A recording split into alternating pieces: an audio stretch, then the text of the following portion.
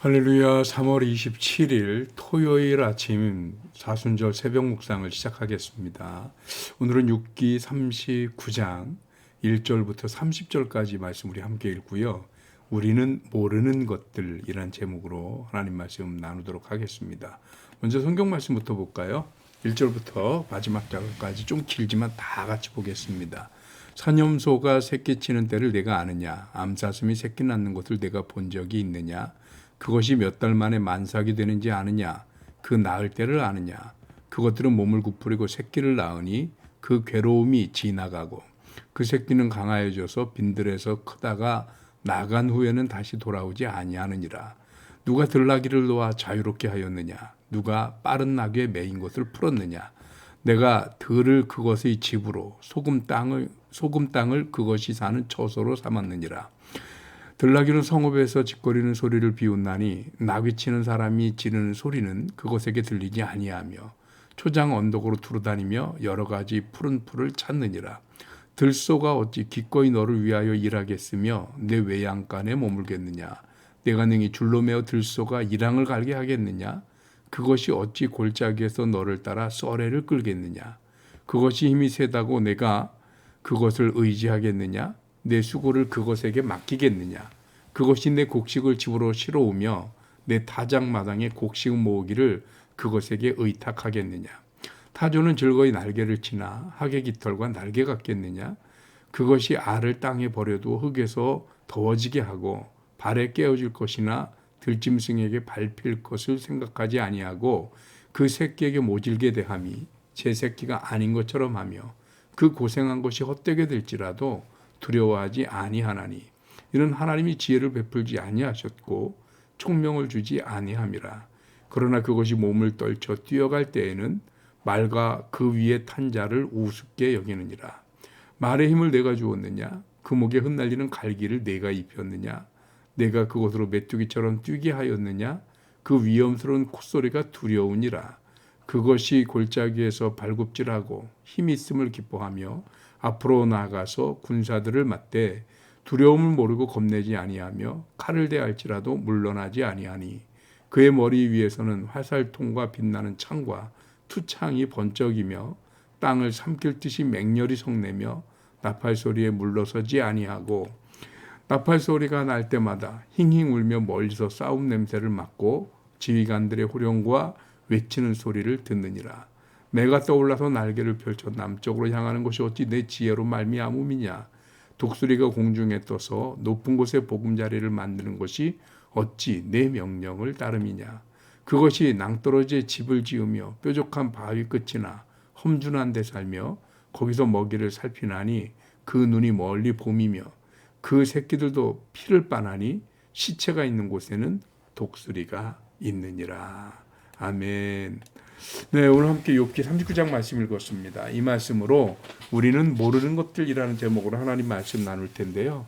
혹시 지금 묵상집 보고 계시는 분들은 오늘 읽은 말씀이 묵상집 39번째 7월 27일 토요일 말씀인데 제목이 좀 다른 것을 보실 거예요. 묵상집은 짐승까지도 땡땡땡 이렇게 제목이 되어 있는데 제가 조금 견해가 달라서요. 제가 묵상해서 다시 제목도 잡고 말씀의 방향을 살짝 틀었습니다. 그래서 우리는 모르는 것들이라는 제목으로 말씀 잡았고요. 내용상에서 보면 먼저 욥에게 현현하신 즉 나타나신 하나님은 욥을 깨닫기 위해서 아주 긴 연설을 시작합니다. 무려 38장부터 시작해서요 41장까지 하나님의 긴 연설이에요. 욥을 향한.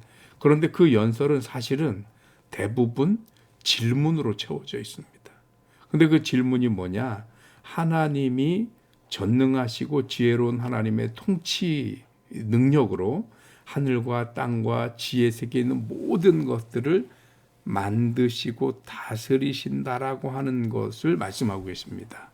그 중에 우리가 어제 읽었던 38장 말씀에는 이제 그 하늘과 땅과 이 세상에 있는 그 지하 세계의 모든 것들에 대해서 초점이 맞춰져 있다면 38장 끝에 부분 39절쯤부터요 40장까지 이르는 동안에는 동물들로 초점이 바뀝니다. 마치 무슨 동물의 왕국이 펼쳐지듯이 그렇게 초점이 좀 바뀌었습니다.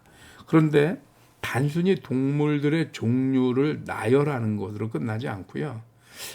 하나님께서 욥에 대해서 질문을 하시는 거예요. 근데 그 질문이 다 뭐냐 하면 너는 뭘 아느냐? 넌 무엇을 보았느냐? 내가 그것을 주었느냐? 라고 얘기하면서 등장시키는 짐승만 해도 몇 마리인지 몰라요. 사자, 까마귀, 산염소, 들사슴, 들나귀, 들소, 타조, 말매, 독수리 뭐 꽤 많은 종류입니다.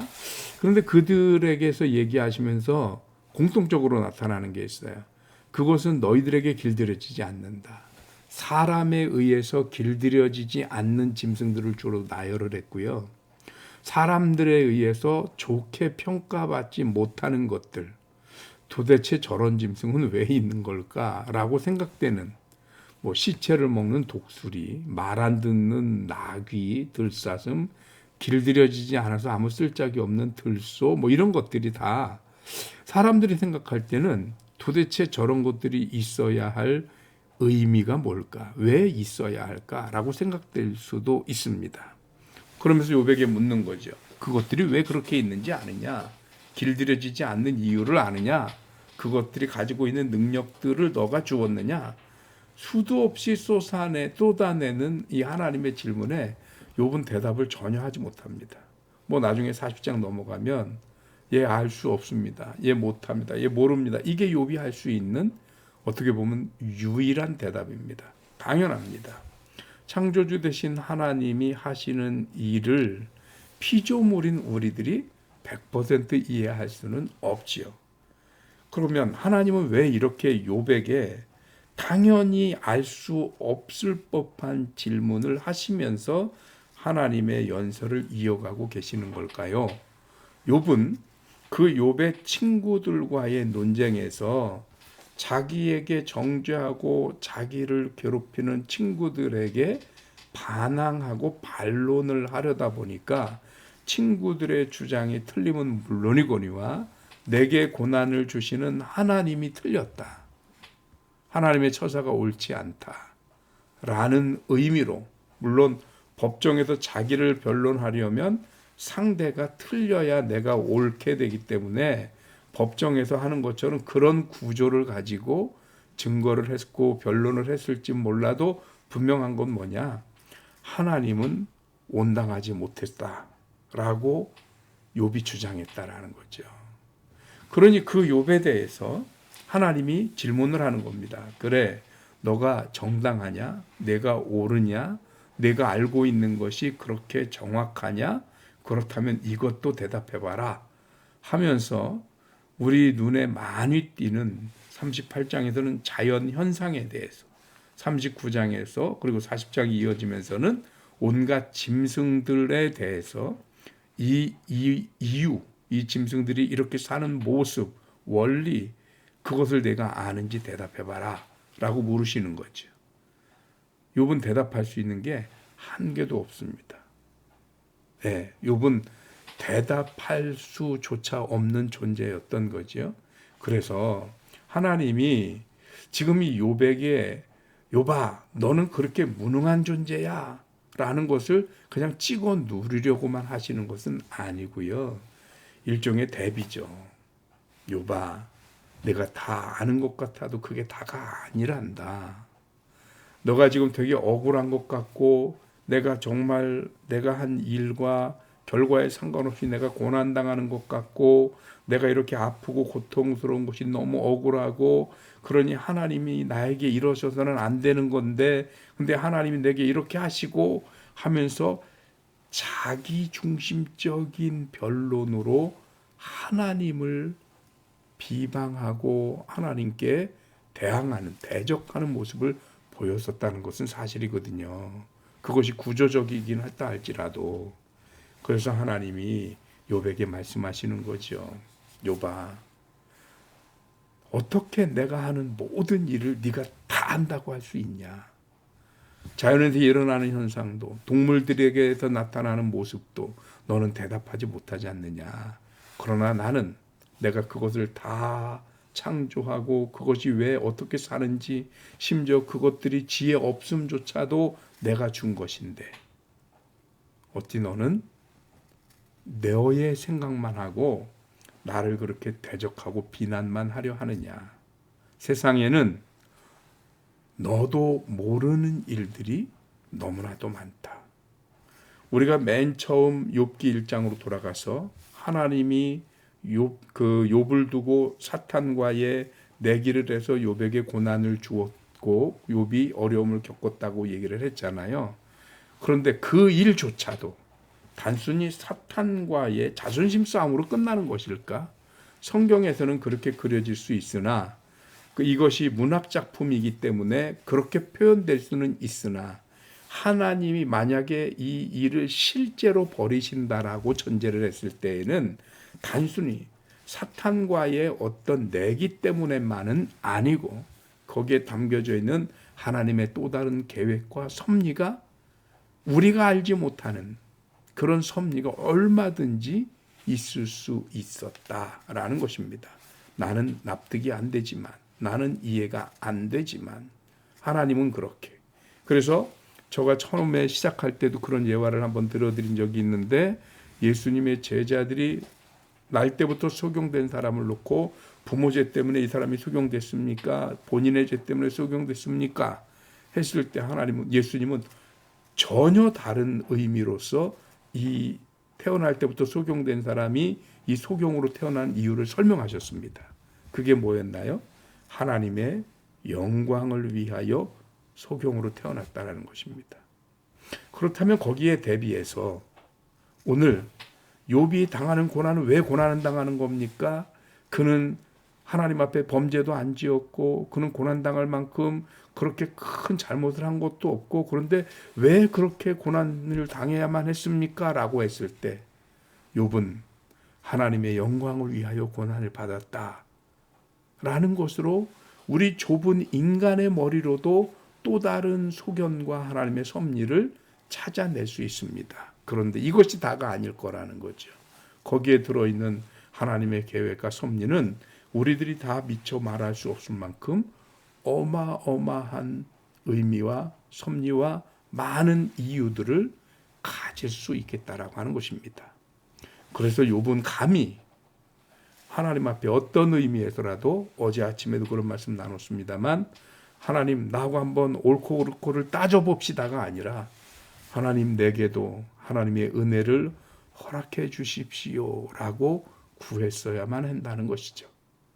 그런 견지에서 오늘 제목을 우리는 모르는 것들이 너무도 많기 때문에 이렇게 제목을 잡았습니다.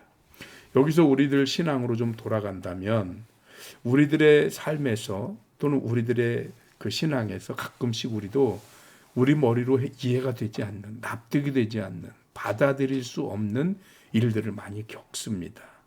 그런데 그 일들을 겪는 그것 때문에 하나님 나는 이해되지 않습니다. 납득이 되지 않습니다. 라고만 할 것이 아니라 우리는 모르는 하나님의 또 다른 계획이 있을 수 있기에 하나님 도대체 제게 이런 고난이 오는 이유를 의미를 모르겠습니다. 그러나 하나님의 계획이 있으시다면 감당할 수 있는 은혜와 능력을 허락하여 주옵소서. 그렇게 기도하는 저와 여러분들이 되어져야 할 줄로 믿습니다. 기도하겠습니다. 하나님 감사합니다. 오늘 욥이 치열하게 그의 친구들과 논쟁을 벌이고 변론하면서 자신의 옳고 자신의 정당함을 주장했으나 하나님이 물으시는 질문 앞에 단 한마디도 대답하지 못한 채 주님 모릅니다. 이 말은 곧 저는 아무것도 아닙니다. 라는 대답일 수밖에 없었습니다. 욥을 면박 주고자 하나님이 이렇게 질문하신 것은 아니요. 욥으로 하여금 욥도 모르는 일이 있음에 욥이 당하는 고난에 하나님의 더 크신 계획과 섭리가 있을 수 있으니 그것으로 하나님과 감히 견주려 하지 말고 욥아 차라리 힘들면 울고 매달려라. 사람이 할 수 있는 것은 그것임을 깨닫게 하시는 하나님의 섭리가 있음을 알게 하여 주옵시고 오늘 우리들도 우리들의 삶에 벌어지는 이해되지 않는 일들에 대하여 하나님의 또 다른 계획과 섭리가 있을 수 있음을 기대하면서 오늘 하루도 하나님의 은혜를 구하는 주의 백성들 되게 하여 주옵소서. 감사하고 예수님의 이름으로 기도합니다. 아멘. 아멘. 감사합니다. 새벽 예배 마쳤습니다. 내일은 종려주일입니다. 종려주일 교회에서 우리 예수님의 고난의 길을 함께 동행하면서 예배로서 만나겠습니다. 내일 주일 뵙겠습니다. 승리하십시오.